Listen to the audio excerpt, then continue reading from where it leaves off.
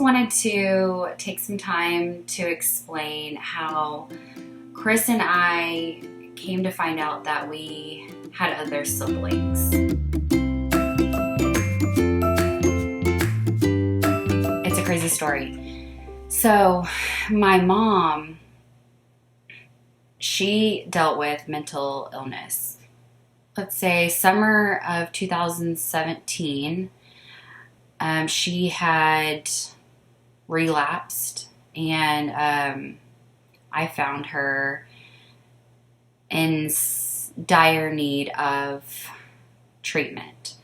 So I took her to the hospital, and while she was there, I myself almost had a breakdown. I couldn't deal with everything she was going through. It was really hard on me. I have 2 children of my own and a family, and I was just suffering. I didn't know what to do. I needed help. And Chris is, my only brother that I know of, my only sibling at the time. And I call him, and we are just discussing, like, what can we do? He's working out of town. All we had was each other always growing up. So, we leaned on each other. And in this moment, I thought I need to talk to somebody from her family. So I'm on the phone with my Aunt Angie, hoping to get some sort of help, some advice, really. And she tells me that, your mom sold a baby in Vermont when you were young. And I was like, that's just absurd. That's crazy. The reason I couldn't let it go is because we were really poor growing up, and we never went on vacation anywhere. So there was this one picture of Chris and I at a park. And I remember asking my mom when I was really young, "Where's that park, Mom? Like, where were we at?" And she said, "Oh, it was a park in Vermont. I had to go there for a special doctor. And so we drove up there when you and Chris were really young." The reason I remember mostly was because we never went anywhere. And I thought it was cool that Chris and I had been to Vermont, So when my aunt said she sold a baby in Vermont, had she not said the Vermont part, I probably would have brushed it off as like, y'all are just so dramatic. But it stuck with me. So I decide, my mom, she did have, it's hard for me to talk about because my mom deep down was the most giving and most loving person. It's one of the reasons I fought so hard to keep her alive. And I gave every ounce of my energy to helping her in the last few years of her life. But she did lie a lot, especially when this disease of alcoholism and addiction really came into her life strongly within the past, I'd say 6 years. So she always would lie, and it was hard. That was one of the hardest things. And I always felt like she lied so that it wouldn't hurt our feelings.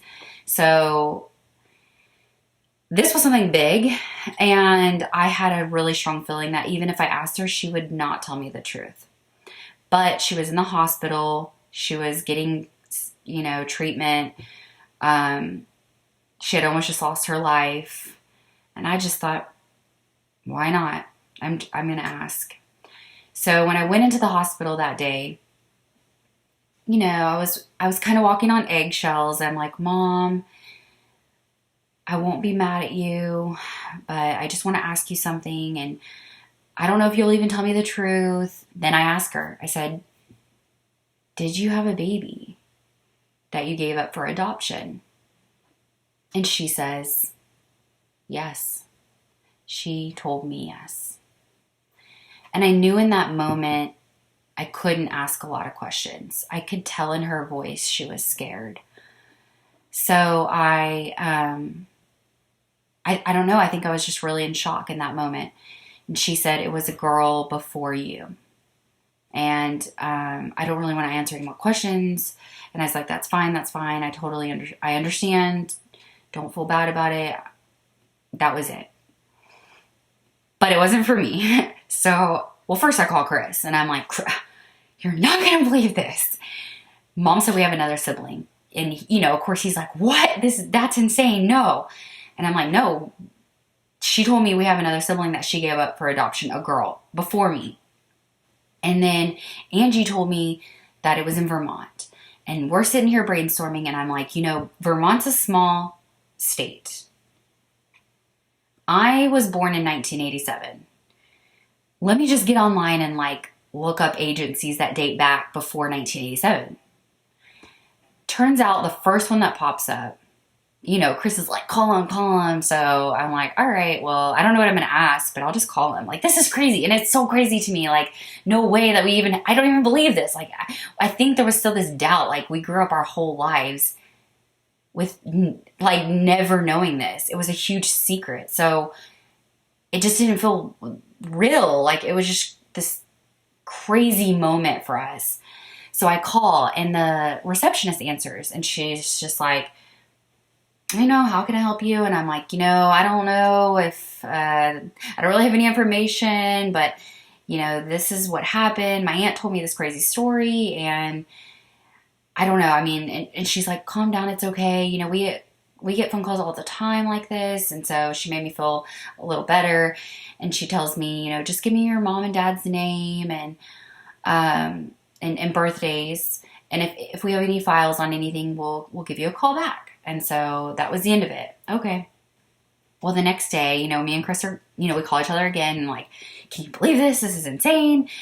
Oh my gosh. And he's like, did they call you back? Well, it was just one agency I called. And I think there were plenty more in the state. I don't know if they all dated back that long ago.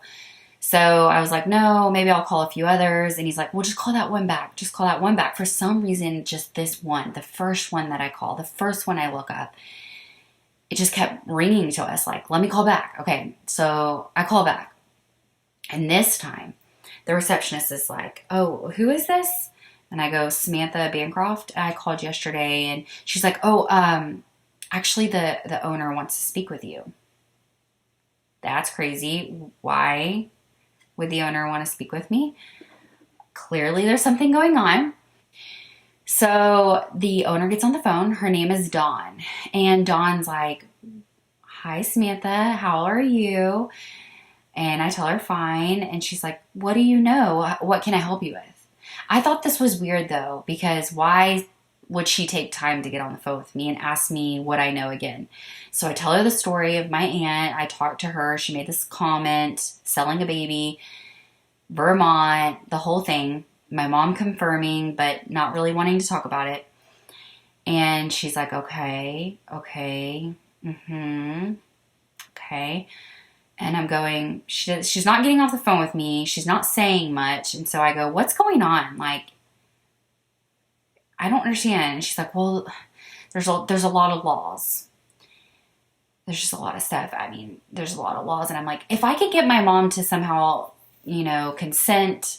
She's like, if you, immediately interrupts me, if you could get your mom to consent for me to speak openly and freely in front of you, there is a lot I could tell you. So now I'm completely like, what is a lot? What is going on? Is there more secrets? Little did I know. So now I have this mission. I get off the phone with her. I have this mission to go back to the hospital to ask my mom for consent to talk to the adoption agency. That was no easy task. She was getting anxious just being in the hospital, and I was trying to get her moved to another facility where they would help with her mental illness, and that in itself was a struggle because I know she didn't like to be confined or locked up or in places like that. So now I'm going to ask her this deep, dark secret and to let me in on all the details. And I was nervous, to say the least. So I go up there and I'm just like, Mom, I called this agency. I I tell her what happened. And I said, and she's like, I don't really want to know, I just can't, I don't think I can do this. And I said, listen, what if this girl just wants to see what we look like? What if she grew up her whole life, and she did, not knowing what anybody that looked like her, didn't know any of her health history, just wanted to know a little about us, just wanted to know a little about herself. And I think that changed everything. I think she was also curious. I know deep down she wanted to know. She wanted to know they were okay, or she was okay, so I thought at the time. And she was nervous. She was shaky, but she agreed. So what we decided is, because she was still in the hospital, I would get home and we would do a 3-way conversation. So I get home and I'm sitting on my bed, my husband's sitting next to me. I call Dawn and I tell Dawn, okay, I'm going to call my mom on 3-way. And she's like, okay. So my mom gets on the 3-way call, and you can tell she's shaky. And Dawn says, hi, Lori. My mom's name is Lori. And my mom goes, hi, Dawn. And I'm sitting there going, they know each other? Like, it's still crazy to me. So Dawn says, it feels like it was just yesterday. And my mom's like, yeah, it does. And I'm not saying a word because I don't want to scare my mom off the phone. And so Dawn says, okay, well, we have Samantha on the line, and I need you to give verbal consent to let me speak openly in front of her. And my mom says, about Judith, yes. So my mom knew Judith's name. I didn't know she knew her name at that time. But what was shocking to me, and my husband and I both, we picked up on this pretty quickly, was my mom said about Judith specifically. Why wouldn't she have just said, yes, go ahead. Like, yeah, I give you permission, go ahead. It was odd, but I wasn't going to say anything. So Dawn gives, a few little brief pieces of information. Judith, she doesn't give her last name, but she says her birthday. And when she says the date, I'm like, that's younger than me and Chris. Also, it just was weird because I'm like, that's a big detail to mess up before you had any children that you kept, or after you had 2 children and you gave a baby up for adoption. It was a big, detail to kind of miss, but I didn't say anything. So it made me sad though, because she says that Judith had reached out when Judith was going to graduate high school, and they wanted my mom to know. And there was something about maybe possibly my mom going to see her graduate, something along those lines. And she said, you declined, and you said you didn't want contact ever again. And that really broke my heart, because I thought, gosh, there are chances that in any adoption story that if you're searching, the person that was given up for adoption or the biological family, they might, either side could not want, possible contact. So there was a chance that in this situation that Judith wouldn't have wanted contact her whole life. But the fact that I had this confirmation that she did, and she tried to reach out, it made me sad, really sad. So this just put more fuel to my inner fire of finding out more details, like wanting to know her and wanting to be able to give her these answers. I felt so strongly that she deserved them. So what Dawn said was, okay, well, there's a process. I need to now go back in through my files, reach out to Judith, see if she wants contact at this time in her life. And then if she wants contact, how she wants to be contacted, phone, email, if she wants to go slow, if she wants to just FaceTime, let me see what she wants to do, and then I will get back with you. So Dawn was the middle person, and we were like, yes, and I actually left my email. So it was exciting though for me. It has been from the start, and I know for Chris too. So I was like, kind of excited. I was like, this is crazy, but it's so exciting that I'll have maybe like this really cool connection with somebody, you know? And so we get off the phone. I go see my mom again. And this time I'm trying to get her transferred to this other facility. So it ends up I have to take her from that hospital to this other place. And during the ride, I'm like, oh, should I ask her? Because I'm just so curious, like, why she would mess up that detail. And why did she say just about Judith only? So I build up the confidence. So I asked her, I said, Mom, why did you say about Judith only? You know, why didn't you just say, yeah, speak openly? And she says, you know, she wasn't speaking. I said, is there another one? And the reason I ask is because the timeline was kind of off, and I won't be mad. I won't be mad. I understand. I get it from the way we grew up. I really get it. I won't be mad. And she says, yeah, there was. And I can't deal with this. I can't talk about it anymore. It was before you. She won't give me any details besides before me again. So I go home and I'm like, ding, ding, ding, ding, Chris, you're not going to believe this. We have another sibling. Yes, before me. He's freaking out. I'm freaking out. But we know that there's a chance we're going to get to speak to Judith. So we're like, let's focus on this part right now. Okay, so my mom gets out the next day, I believe. It was because it was one night. So she comes back to my house. And we get an email from Dawn. And it has Judith's last name in it. And so I think, well, I'm kind of impatient and I like to stalk. So I just go on Facebook. I'm like, I need to see what she looks like. I can't take this anymore. So I just type in her first last name and we find her. And we're just like looking at what we can see from not being friends. And we start emailing. And I remember that first email, I was shaking. We were all so nervous. So my brother was at my house. My mom was there. We were standing by the computer. We were all so nervous. And I remember asking her like what her questions were. And, you know, I'll be happy to help her answer any, whatever question she has. And she was like, well, I waited my whole life for this. And now that I've had this opportunity, I don't really know what to say. But we got to messaging pretty quickly. I feel like we've messaged every week since we met, for sure, since that first email. But in the email, I tell her, I say, my mom confirmed we have another sister.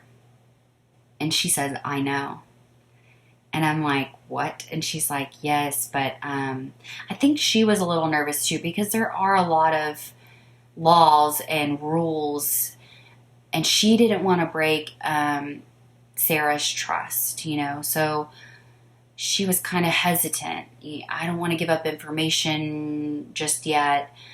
And so we were like, that's fine. Let's just, we'll talk back and forth. But then in my mind, I'm like, oh, well, so I tell her, like, do you want to add on Facebook? You can see what we look like. And so we add each other. But in my mind, I'm like, well, if you have another sister, you know her. She's probably on your Facebook. I'm going to stalk your friends now. So Chris and I are looking through her friends, and there is this one that stands out to me.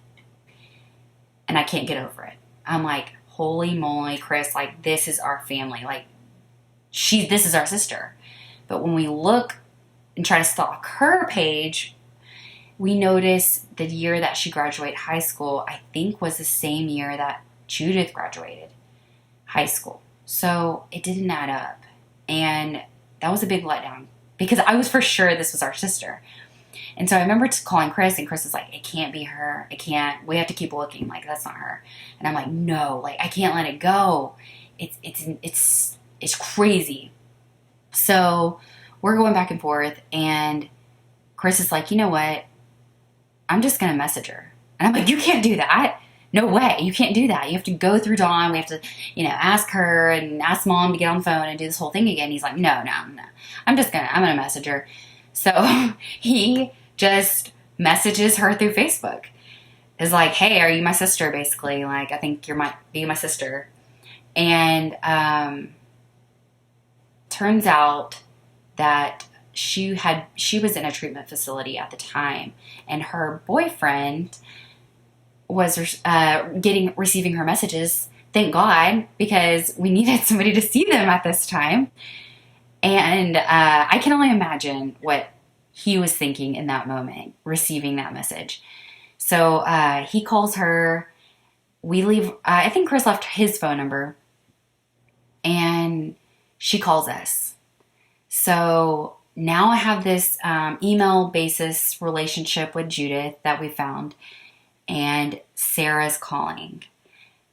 So she tells us, yeah, she was adopted, and she knows Judith, and Judith's her sister, and so we have found a second sister who is younger than Judith, not older than me. Again, another huge detail that was not right.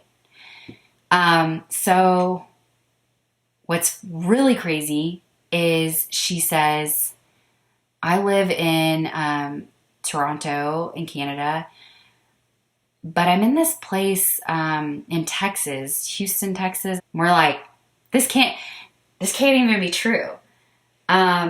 We live here.